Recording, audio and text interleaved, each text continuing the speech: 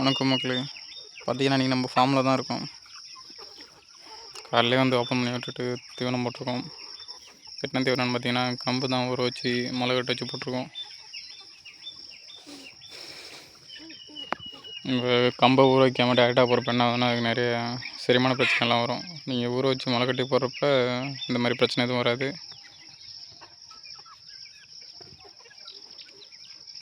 இது பார்த்திங்கன்னா கிட்டத்தட்ட 4 மாதத்து குஞ்சுங்க. இதோட எடைன்னு பார்த்தீங்கன்னா கிட்டத்தட்ட ஒரு அரை கிலோக்கு மேலே இருக்கும்.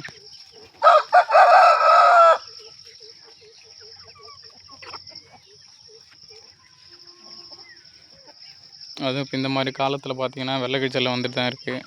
ஸோ அதனால் நீங்களும் ஃபார்ம் வச்சிங்கன்னா அதுக்கு தேவையான மருந்தெல்லாம் போட்டுகிட்டே இருங்க. வாரத்துக்கு ஒரு 2-3 நாள் அது கண்டிப்பாக போடுங்க.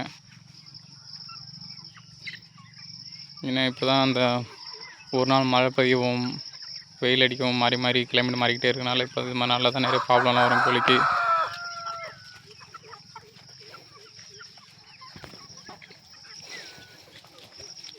முடிஞ்ச வரைக்கும் கோழிக்கு தீவனம் போகிறப்பையும் நல்லா அகழிச்சு போடுங்க. ஒரே இடத்துல மட்டும் போட்டிங்கன்னா கொத்திக்குங்க.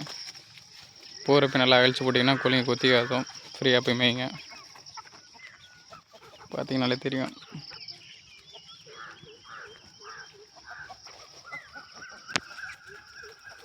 நம்மளுக்கு கிட்டத்தட்ட இப்போ பார்த்தீங்கன்னா ஒரு 80-100 அளவில் கோழி இருக்குது. பெருசு சின்னது. அப்புறம் இது இல்லாமல் நம்மள்ட்ட கொஞ்சம் 1 day சிக்கு கொஞ்சமும் 1 month சிக்கு கொஞ்சமும் இருக்குது. அமைக்கிறேன் அதையும்.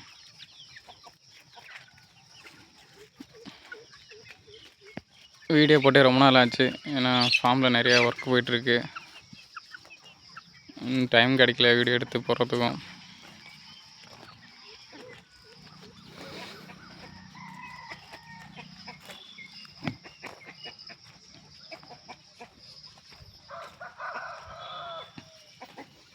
நம்ம சிக்கன்லாம் மொதல் 2 மாதம் வந்து கூண்டில் தான் வச்சுருக்கோம். அதுக்கப்புறம் தான் வந்து வெளில விடுறது.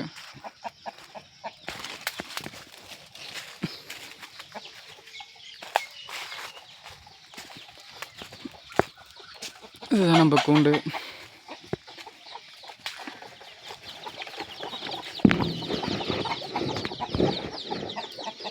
இதில் பார்த்தீங்கன்னா 7 நாள் குஞ்சு ஒரு 30 கிட்டத்தட்ட இருக்குது.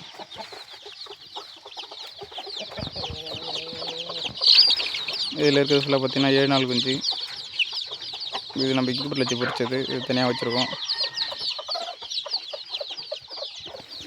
ஏன் கூண்டில் விட்டு வச்சுருக்குன்னு பார்த்தீங்கன்னா இந்த கீழே விட்றப்ப பெருச்சாளி தொந்தரவு தாங்க முடியல. பெருச்சாளி, காக்கா, கழுகு தொந்தரவு தாங்க முடியலன்னு அது கூட கூண்டில் தான் விடுவோம்.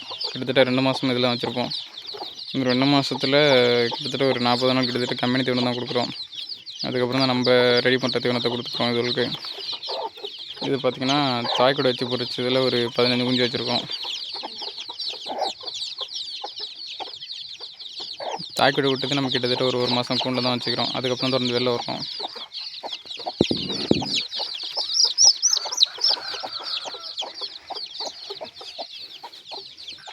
அதில் இங்கே பார்த்தீங்கன்னா ஒரு கோழி நாமே வச்சுருக்கோம். கிட்டத்தட்ட ஒரு 15 முட்டை அளவில் வச்சு இது இன்னும் ஒரு 2 நாள் ஹேட்ச் ஆகிடும். இப்போ இதையுமே நம்ம கூண்டுக்குள்ளே தான் வச்சுருக்கோம். வெளியில் விட்டு நம்ம வைக்கிறப்ப என்ன ஆகுதுன்னா எல்லாம் அவையும் எல்லா கோழியும் ஒரே இதில் வந்து உட்காந்து முட்டை வீணாக்கி போதும். இங்கே குஞ்சு பொறிக்க மாட்டேங்கிறது தான் நம்ம தனியாக கூண்டுக்குள்ளே வச்சு குடிச்சிருக்கோம். அவையும்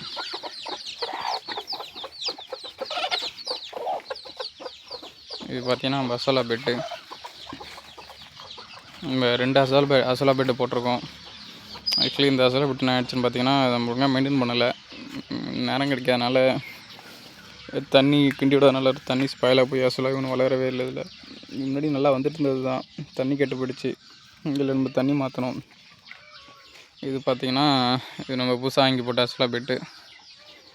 இதுவும் தண்ணி கெட்டு போய் தான் இருந்தது. இப்போ நம்ம தண்ணி மாற்றி திரும்ப இதில் ரீஇன்ஸ்டால் பண்ணியிருக்கோம். இதில் பார்த்தீங்கன்னா அசோலா கொஞ்சம் உங்களுக்கு தெரியும்.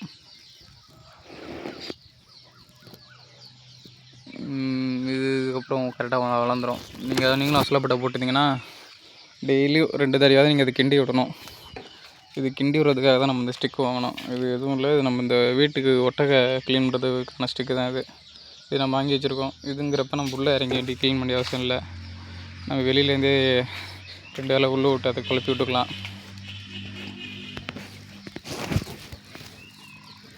சொல்லலாம் நீங்கள் பார்க்கலாம்னு நினைக்கிறேன். அதே மாதிரி அசோலா பெட்டை வந்து நம்ம ஃபுல் நிழலில் போட்டாலும் அசோலா வளராது. இந்த தப்பு நானுமே பண்ணிட்டேன். முன்னாடி நான் வெயிலில் தான் போட்டிருந்தேன். வெயிலில் போகிறப்ப பார்த்திங்கன்னா தண்ணி ரொம்ப வெயில் இழுத்துக்கிற மாதிரி தெரிஞ்சுட்டு நிழலில் போட்டேன். இந்த மரத்தை பார்த்திங்கன்னா தெரியும். இந்த மரத்துக்கெல்லாம் போட்டு தான் முன்னாடி ஒரு நிழலாக இருந்தது. இப்போ தான் இந்த கிளையெல்லாம் கட் பண்ணி விட்ருக்கேன். இது பார்த்திங்கன்னா 1 month சிக்கு ஒரு 25 இருக்குது. இது நம்ம தாய்க்குடி கூட தான் விட்ருக்கோம். இது நம்ம கிட்டத்தட்ட 1 month கேஜுக்குள்ளே தான் வச்சுருந்தோம். 1 monthக்கு அப்புறம் தான் வெளியே விட்றோம்.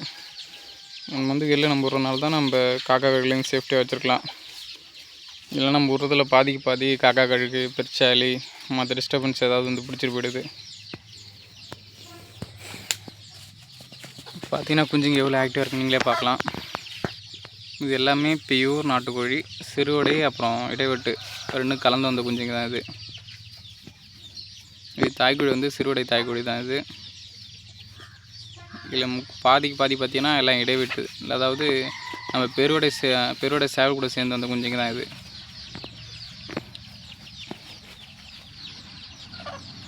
புதுசாக பார்க்குறவங்களுக்கு ஏன் தெரியாது பெருவடை சேவை ஏன் சிறுவடை பொட்டை கூட சேர்க்குறோன்னு.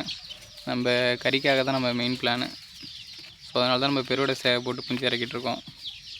நம்ம பெருவடை சேவை போட்டு இறக்குறப்ப தான் அது கிட்டத்தட்ட ஒரு 5 மாதத்துலேயே ஒரு 1.5 கிலோ இந்த ரேஞ்சுக்கு வரும். அப்படிங்கிறப்ப நம்மளுக்கு சிறுவடை கோழியை விட அதில் கொஞ்சம் பெட்டர் வெயிட்டும் கொஞ்சம் நல்ல வருமானமும் வரும். நம்ம தாய்க்கோழி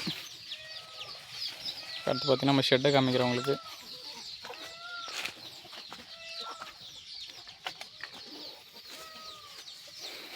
இதுதான் நம்ம ஷெட்டு.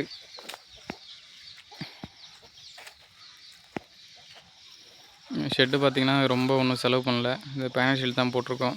இந்த ஷெட்டு கிட்டத்தட்ட நம்ம ப்ரிப்பேர் பண்ணுறதுக்கு ஒரு 30,000 கிட்டத்தட்ட ஆச்சு. சுற்றி மண் அடித்து வச்சுருக்கோம் மழை காலத்தில் தண்ணி உள்ளே போகாமல் இருக்கிறதுக்கு.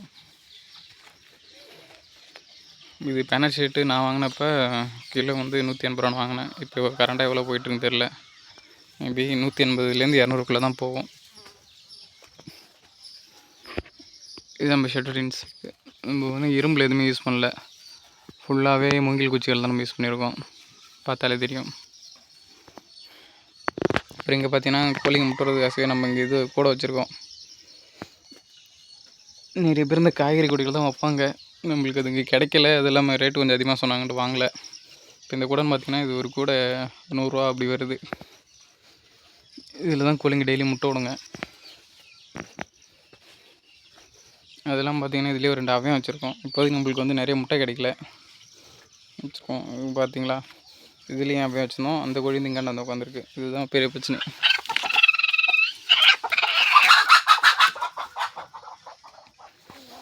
இதுதான் கோழி எப்போ நம்ம அவையும் வச்சாலுமே தனித்தனியாக வச்சு மூடிக்கிறது தான் நல்லது. இல்லைன்னா அது ஒரு குடியிலே எல்லா கோழியும் ஏறி உட்காந்துக்குதோ.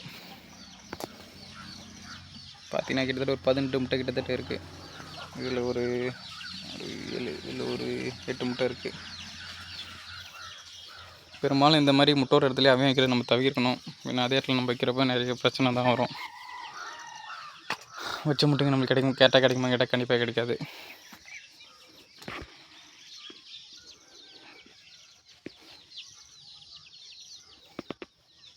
சைட்லேயே நம்ம இந்த சின்ன வெள்ளி மெஸ் தான் போட்டிருக்கோம். இன்னும் ரொம்ப செலவு பண்ணி போடல. சும்மா பச்சை தண்ணி கட்டிருக்கோம் ஒரு இருட்டாக இருக்கணும்ன்ட்டு.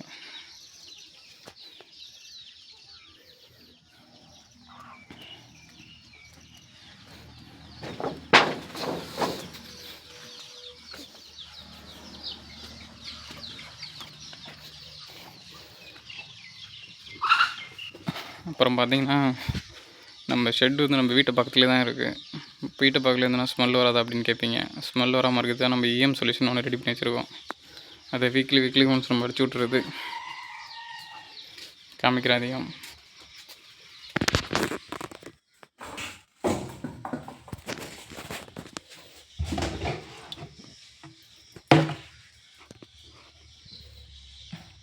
பார்த்திங்கன்னா EM சொல்யூஷனு இது வந்து நம்ம இப்போ இது கோழி பண்ணைக்குன்னே தனியாக ஒரு EM சொல்யூஷன் இருக்குது. நம்ம அதை வாங்கி தான் இவ்வளோ ரெடி பண்ணி வச்சுருக்கோம்.